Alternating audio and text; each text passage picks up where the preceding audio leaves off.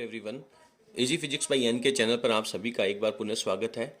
12th class की physics का chapter number 15 अपन पढ़ रहे हैं और आज इसका एक बेहद महत्वपूर्ण टॉपिक पढ़ने वाले हैं। आज का जो टॉपिक है उसमें अपन पढ़ेंगे कि यूरेनियम 235 जो है उससे स्वयपोषी श्रृंखला अभिक्रिया, स्वयपोषी का मतलब जिसके लिए न्यूट्रॉन पुनरुत्पादन गुणांक का मान 1 हो, यानी जो लगातार निश्चित स्पीड से चलती रहे।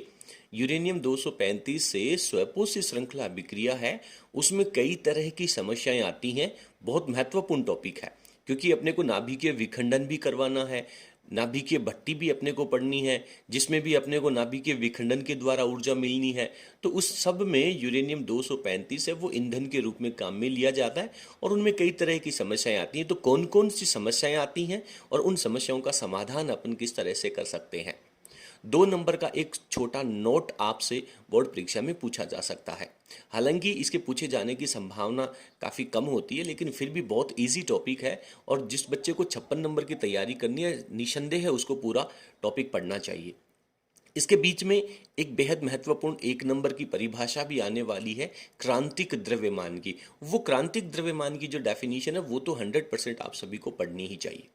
चलिए, तो सबसे पहली समस्या के बारे में अपन चर्चा करते हैं। पहली समस्या है न्यूट्रॉन क्षरण की समस्या। मैं आपको बता दूं, यदि आप एक बार बहुत अच्छे मन से पूर्ण लगन के साथ इन्हें सुन लेंगे तो आपको दोबारा कभी पढ़ने की जरूरत ही नहीं है। हेडिंग आपको याद रखनी है, न्यूट्रॉन के क्षरण की समस्या। क्षरण का मतलब क्या है? आपने पढ़ा कि सर नाभिकीय विखंडन जब होता है तो न्यूट्रॉनों की संख्या काफ़ी अधिक मात्रा में उत्पादित होती है। जैसे मान लीजिए किसी के लिए पुनरुत्पादन गुणांक का मान 2 से ज़्यादा है, जितने न्यूट्रॉन भाग लेंगे उससे ज़्यादा न्यूट्रॉन आपको मिलेंगे, लेकिन वो न्यूट्रॉनों की संख्या में कमी हो जाती है।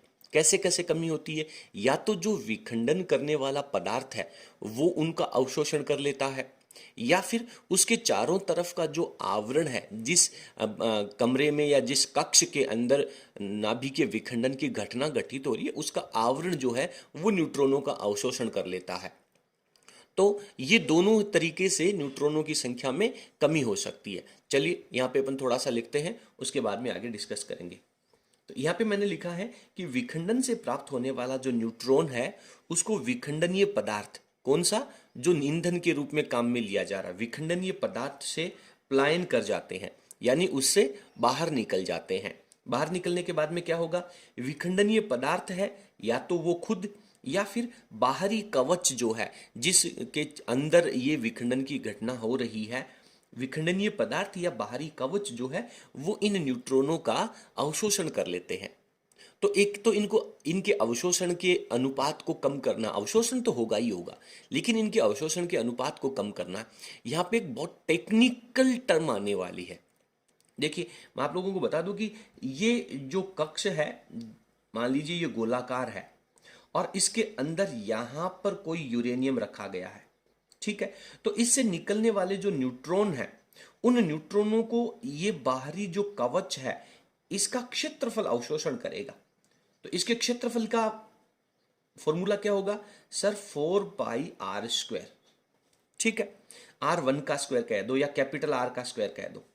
और उसके बाद में इसके अंदर ये जो यूरेनियम पदार्थ रखा गया है, ये यूरेनियम पदार्थ गोले के रूप में रखा गया है, तो ये तो ठोस है और इससे उत्पन्न होने वाला जो न्यूट्रॉन है वो तो इसके आयतन के अनुपात में उत्पादित होगा।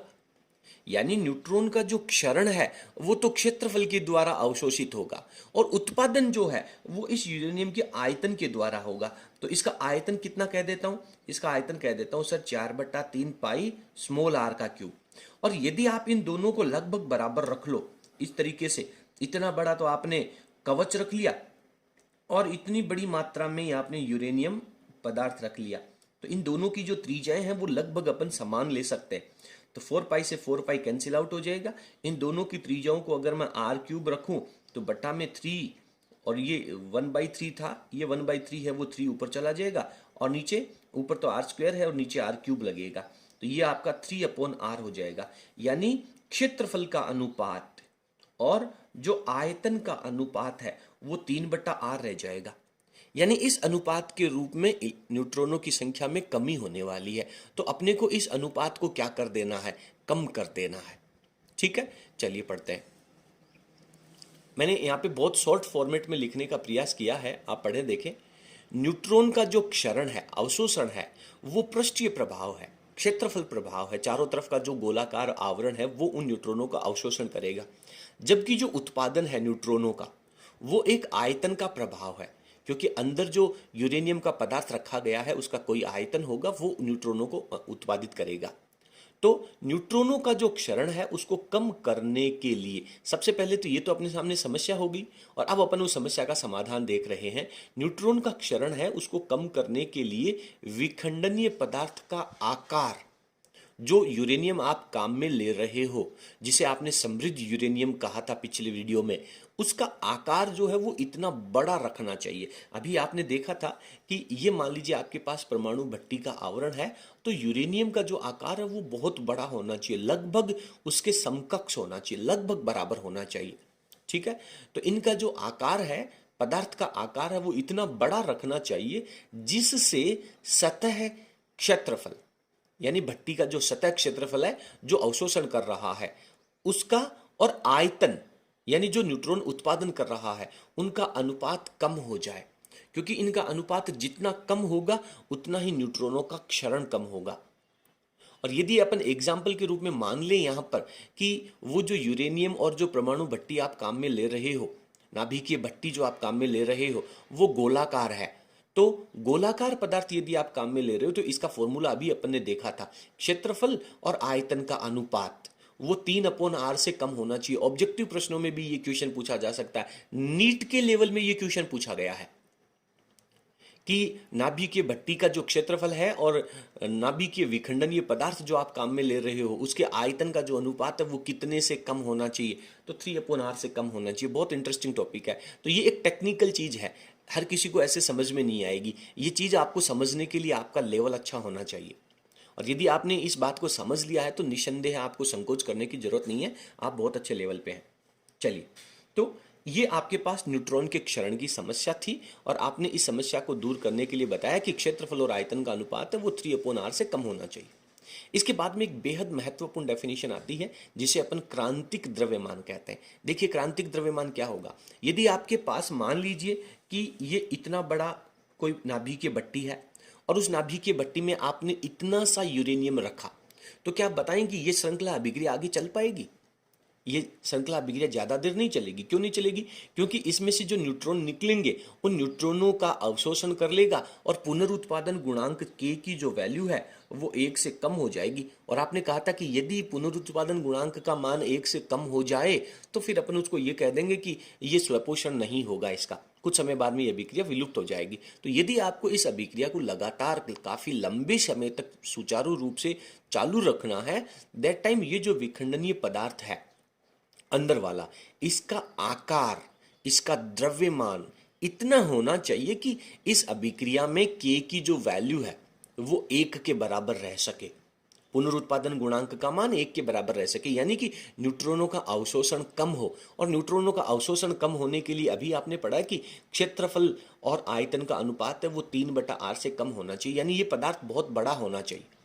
तो इस क्रांतिक द्रव्यमान की जो डेफिनेशन है ये बोर्ड परीक्षा में मुख्य रूप से पूछी जाती है। पहले आप फटाफट स्क्रीन को पॉज करके और ये जो पहली समस्या थी इसके बारे में यहाँ पे लिख लीजिए, आगे अपन क्रांतिक द्रव्यमान की परिभाषा भी पढ़ते हैं। देखिए, क्रांतिक द्रव्यमान की परिभाषा क्या कहती है कि न्यूट्रॉन क्षरण को कम करने क्रांतिक द्रव्यमान आवश्यक क्यों है? क्योंकि यदि क्रांतिक द्रव्यमान से कम द्रव्यमान रखोगे तो न्यूट्रॉन का क्षरण बहुत ज्यादा होगा। तो न्यूट्रॉन के क्षरण को कम करने के लिए और श्रृंखला अभिक्रिया को जीवित रखने के लिए, बहुत महत्वपूर्ण, आराम से सोच करके लिखें, न्यूट्रॉन का जो क्षरण है उसको कम कर देना है और श्रृंखला अभिक्रिया है उसको जीवित रखना है। उसके लिए विखंडनीय पदार्थ जो है, यूरेनियम जो है, उसका न्यूनतम द्रव्यमान होना आवश्यक है। वो जो न्यूनतम द्रव्यमान है जो इसको क्षरण को कम कर सके और अभिक्रिया को जीवित रह सके, उस न्यूनतम द्रव्यमान को क्रांतिक द्रव्यमान कहते हैं। महत्वपूर्ण रूप से ये परिभाषा है वो बोर्ड परीक्षाओं में पूछी जाती है। इसके बाद में स्वपोषी अभिक्रिया के अंदर जो दूसरी सबसे बड़ी समस्या आने वाली है उसे अपन कहेंगे न्यूट्रॉन की ऊर्जा समस्या।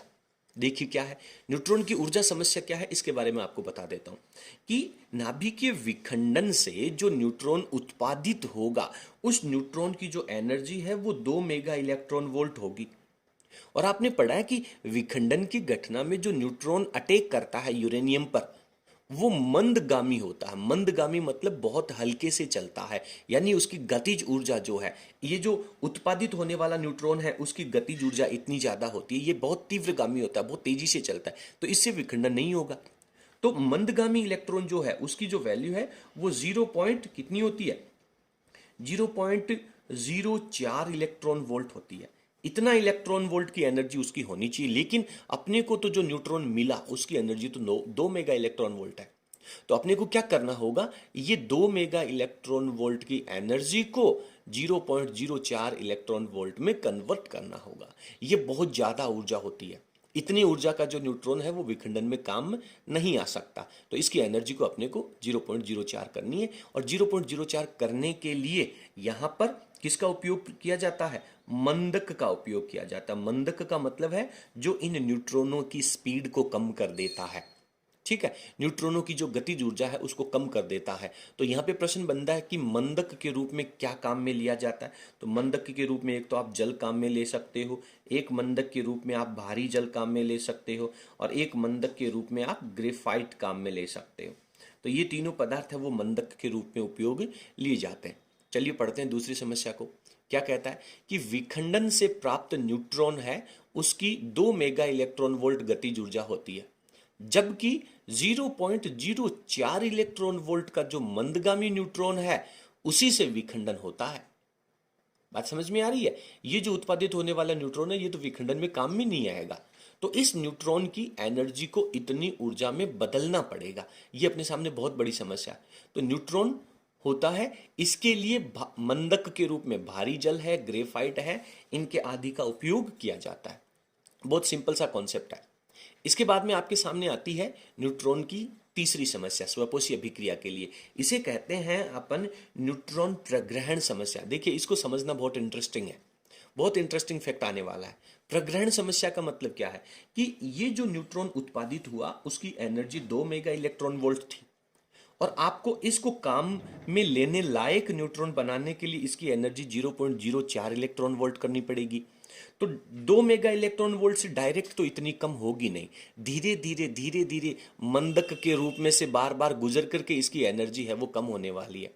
तो जब इसकी एनर्जी आप कम करेंगे तो इसकी एनर्जी डेफिनेटली कभी ना कभी 100 इलेक्ट्रॉन वोल्ट भी रहेगी, और कभी ना कभी ये फिर 1 इलेक्ट्रॉन वोल्ट में कन्वर्ट भी होगी, यानी 2 मेगा इलेक्ट्रॉन वोल्ट से स्टेप बाय स्टेप कम होगी। 2 मेगा इलेक्ट्रॉन वोल्ट होगी, 1 मेगा इलेक्ट्रॉन वोल्ट होगी, फिर ऐसे करते करते 200 इलेक्ट्रॉन वोल्ट, फिर 100 इलेक्ट्रॉन वोल्ट, फिर 50 इलेक्ट्रॉन वोल्ट, ऐसे रेड्यूस होगी। टेम्परेचर जो है या गतिज ऊर्जा वो अचानक से कम नहीं होगी। तो जब इस रेंज के बीच में ये न्यूट्रॉन आएंगे, इतनी गतिज ऊर्जा जब इन न्यूट्रॉनों की रहेगी, तो नाभिक के ईंधन के रूप में जो आपने यूरेनियम 235 काम में लिया है उसमें कुछ यूरेनियम 238 के नाभिक भी हैं, और ये यूरेनियम 238 का नाभिक है वो इतनी ऊर्जा के न्यूट्रॉनों का अच्छे से अवशोषण कर लेता है। तो जितने भी न्यूट्रॉन थे वो 2 मेगा इलेक्ट्रॉन वोल्ट के थे। अपने को एनर्जी जब तक इतनी नहीं होगी तब तक ये काम में नहीं आएगा, और इतनी ऊर्जा बनाने के लिए आप इसको स्टेप बाय स्टेप इसकी गतिज ऊर्जा को रेड्यूस करेंगे, कम करेंगे, लेकिन जब इतनी गतिज ऊर्जा आएगी उस समय ये न्यूट्रॉनों का अवशोषण कर लेगा। तो ये समस्या तो बनी हुई है। कोई भी न्यूट्रॉन जो है वो जब इतनी एनर्जी का आएगा तो डेफिनेटली इस रेंज में से गुजरना पड़ेगा, और इस रेंज में गुजरेगा, और उस समय अगर यूरेनियम का नाभिक इसके संपर्क में आ गया तो वो उसको खा जाएगा। तो अपने को क्या करना चाहिए, इसे कहते हैं न्यूट्रॉन की प्रग्रहण समस्या। अब सर इसका एक समाधान है क्या, इसका समाधान यह है कि जब आप 2 मेगा इलेक्ट्रॉन वोल्ट से 0.04 इलेक्ट्रॉन वोल्ट तक उसकी एनर्जी कम ना कर दें तब तक इस यूरेनियम को उसके संपर्क में मत आने दो। जब ये इसके संपर्क में आएगा तभी तो खाएगा ना, इसको संपर्क में मत आने दो। इसके लिए आप काम करो, इसके लिए अपन एक काम कर सकते हैं कि ये मान लीजिए आपके पास एक यूरेनियम ईंधन की छड़ है, इधर से एक न्यूट्रॉन आकर के इसे अटैक करता है, और यहां से ये न्यूट्रॉन निकलते हैं। ये न्यूट्रॉन कितने हैं, 2 मेगा इलेक्ट्रॉन वोल्ट कोटि के हैं। तो सर यहां पे आप मंदक भर दो, यहाँ पे भारी जल भर दो, और उस भारी जल में से ये तीनों न्यूट्रॉन जब निकलेंगे लगातार, जब तक ये निकले तब तक कोई ईंधन इसके संपर्क में यूरेनियम का नाभिक नहीं आना चाहिए, और गुजरते गुजरते गुजरते कभी ना कभी तो इनकी एनर्जी 0.04 इलेक्ट्रॉन वोल्ट हो जाएगी। और ये यूरेनियम तो केवल 100 से लेकर के 1 के बीच की एनर्जी का ही तो अवशोषण करता है, तब तक इसको संपर्क में नहीं मत आने दो। और अब इसकी एनर्जी न्यूट्रॉन की कितनी होगी, 0.04। अब अगेन यहाँ पे एक यूरेनियम की छड़ लगा दो, फिर जो न्यूट्रॉन निकलेंगे वो ऐसे निकल जाएंगे, इनके बीच में मंदक भर दो। तो कहने का मतलब इस समस्या के समाधान के लिए ये है कि ईंधन के रूप में जो यूरेनियम आप काम में लेने वाले हैं उसको अपने को छड़ों के रूप में काम में लेना चाहिए। देखिए क्या लिखा है यहाँ पे नंबर 3 में कि नाभिकीय ईंधन में उपस्थित यूरेनियम 238 है, उसका नाभिक है वो 1 इलेक्ट्रॉन वोल्ट से 100 इलेक्ट्रॉन वोल्ट ऊर्जा के जो न्यूट्रॉन होंगे उनका अवशोषण कर लेता है। पूरी बात को आपको समझना है, लिखना कम से कम शब्दों में, पूरी ज्यादा थ्योरी लिखने से कोई अर्थ नहीं है, इसके जो की वर्ड्स हैं वो आपको लिखने चाहिए।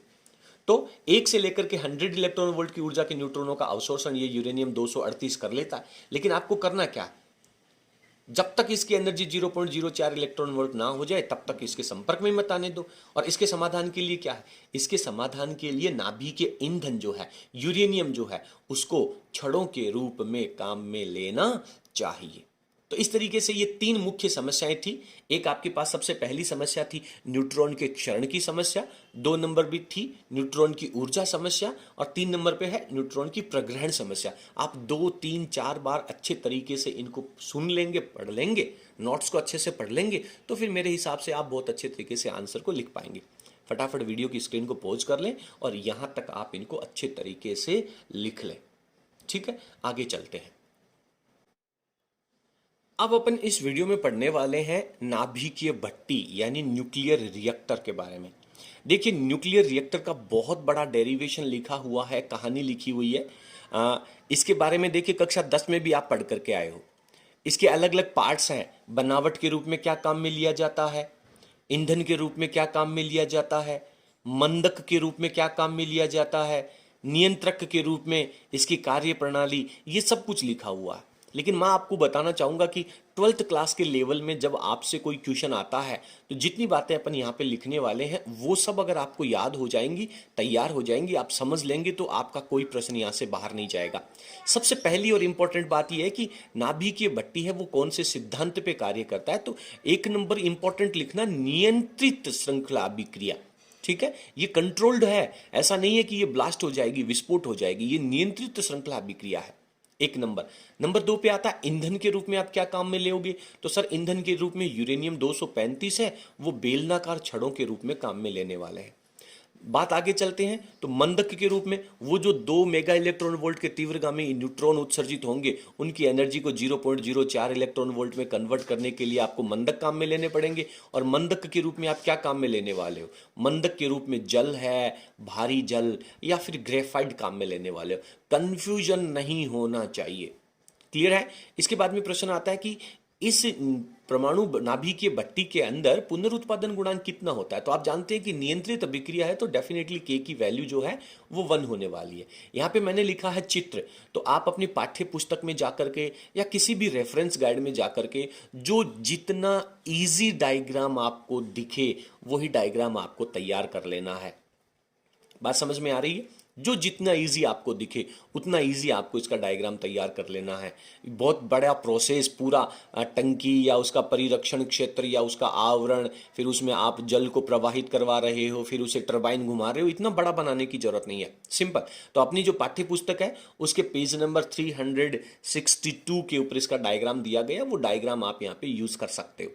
ठीक है, तो एक बार आप अपनी जो पाठ्य पुस्तक है अपनी जो आरबीएससी की उसमें 362 पे जो डायग्राम दे रखा है उसको आप पढ़ लेना। इसके बाद में बात करते हैं कि नियंत्रक छड़ों के रूप में कंट्रोल कौन करेगा। आपको मान लीजिए इस अभिक्रिया को बंद करना है, चलो मान लिया कि आपने मंदक के रूप में जो न्यूट्रॉन उत्सर्जित हो रहे थे उनकी गतिज ऊर्जा को कम करने के लिए मंदक यानी ग्रेफाइट और भारी जल काम में ले लिया। यदि आपको एनर्जी की जरूरत नहीं है तो आप क्या चाहेंगे कि ये जो नाभिकीय विखंडन हो रहा है ये अभिक्रिया रुक जाए। और ये अभिक्रिया कब रुकेगी, जब न्यूट्रॉन ही नहीं होंगे। बात समझ में आ रही है? और न्यूट्रॉन कब नहीं होंगे, यानी कोई ऐसा पदार्थ होना चाहिए जो न्यूट्रॉनों का अवशोषण कर ले। तो आप क्या करेंगे, आप कैडमियम जो होता है, कैडमियम वो न्यूट्रॉनों का अच्छा अवशोषक होता है। तो परमाणु नाभिक की भट्टी जो है उसमें आप ऐसी व्यवस्था कर दें कि जब आपको जरूरत ना हो उस समय आप कैडमियम की छड़ों को उस नाभिकीय भट्टी के अंदर प्रवेश करवा दें। और जब नाभिकीय भट्टी में कैडमियम की छड़ें प्रवेश करेंगी तो वो न्यूट्रॉनों का अवशोषण कर लेंगी, और न्यूट्रॉन जब अवशोषित हो जाएंगे तो अभिक्रिया आगे नहीं चलेगी। तो यहां पे लिखा जाता है नियंत्रक के रूप में कैडमियम की छड़ें। बात समझ में आ रही है? और यदि आपको उस अभिक्रिया की प्रोसेस को तेज करना, देखिए मैं आपको बता दूं पहले यहां पे कि इस नाभिकीय भट्टी में पुनरुत्पादन गुणांक का मान 1 नहीं होता है, 1 से ज्यादा होता है, ज्यादा।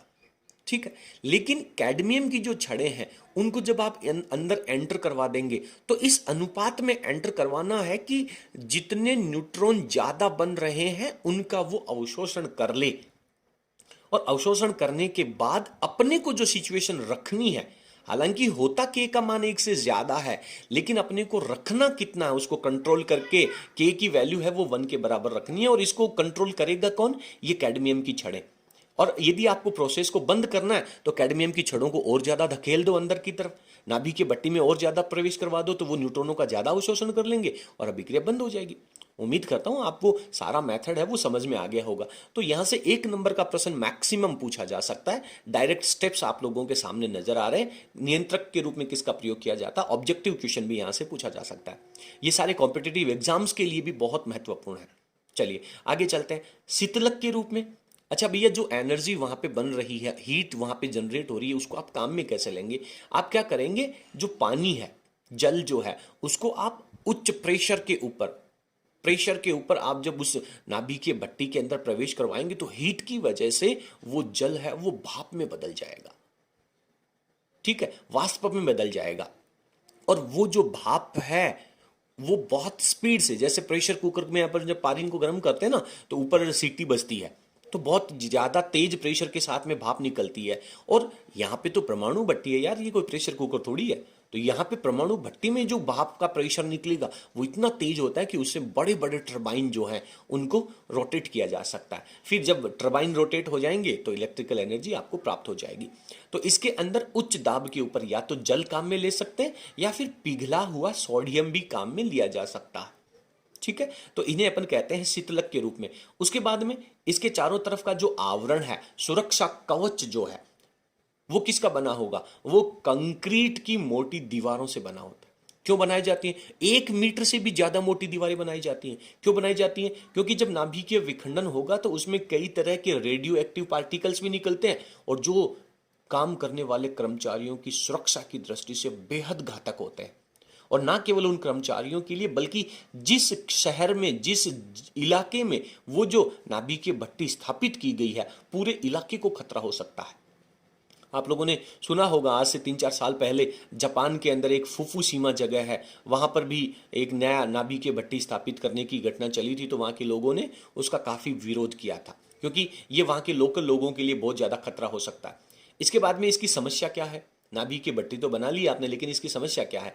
रेडियो एक्टिव अपशिष्ट जो है उसका निराकरण कैसे करोगे? उसमें जो कचरा निकलेगा, यूरेनियम 235 का आपने नाभिक का विघटन तो कर लिया, लेकिन जो क्रिप्टॉन और बैरियम बन रहा है उसका क्या करोगे? कहां ले जाओगे उसको? तो रेडियो एक्टिव जो अपशिष्ट है उसका समाधान नहीं है, उसका निराकरण नहीं है, उसको आप खत्म नहीं कर सकते। ये इसकी सबसे बड़ी समस्या है। तो ये सारे पॉइंट्स आप लोगों को एक एक करके 3-4 बार पढ़ने हैं, सुनने हैं, और अच्छे से याद भी हो जाएंगे, और परीक्षा में आपको अच्छे नंबर मिल जाएंगे। ठीक है, और परीक्षा में वो आपने ट्रिक सुनी थी क्या? काफ़ी बच्चे कहते हैं मेरे को, सर मेरे को मोटिवेशन वीडियो डालो, मेरे को मुझे समझ में नहीं आ रहा मैं कैसे पढूं। मैंने आपको पिछले दिनों एक वीडियो डाला था, उससे बड़ा मोटिवेशन वीडियो मेरे हिसाब से कुछ नहीं हो सकता। कुछ मोटिवेशन नहीं है, पढ़ना होगा बस, 24 घंटे पढ़ना होगा, 24 घंटे में से 25 घंटे पढ़ना होगा यार। अब आप लोगों के लिए वो समय आ गया है जब आप लोगों को एक एक सेकंड का हिसाब होना चाहिए। आप लोगों का जो टाइम है उसके एक एक सेकंड का टाइम आप लोगों को पता होना चाहिए। चलिए फटाफट आज के टॉपिक को कंप्लीट करते हैं। इसके बाद में है कि उपयोग क्या होगा, नाभिकीय भट्टी का उपयोग क्या है। तो इससे बनने वाली जो एनर्जी है उसको आप विद्युत उत्पादन में काम में ले सकते हो, और इससे आप रेडियो समस्थानिकों का उत्पादन कर सकते हो, रेडियो समस्थानिक उत्पादित हो सकते हैं। इसके बाद में शोध कार्यों के लिए न्यूट्रॉन पुंज प्राप्त किया जा सकता है। मान लीजिए आपको कहीं कोई एक्सपेरिमेंट करना है और उसमें न्यूट्रॉन की बौछार चाहिए या न्यूट्रॉन की बहुत ज़्यादा संख्या चाहिए, तो वो आप इस नाभि की भट्टी से प्राप्त कर सकते हो। तो इस तरीके से ये जो नाभि की भट्टी है ये अब अपना कंप्लीट हो जाता है। आपके सिलेबस का एक बेहद महत्वपूर्ण पार्ट है, आप सभी बच्चों को इसको तैयार करना है। चलिए आज की क्लास में इतना ही। आपको हमारा आज का कंटेंट कैसा लगा चैट सेक्शन में हमें जरूर लिखिएगा, और यदि आपको हमारा वीडियो पसंद आया तो प्लीज़ वीडियो को लाइक जरूर करें। बहुत बहुत धन्यवाद। Thank you.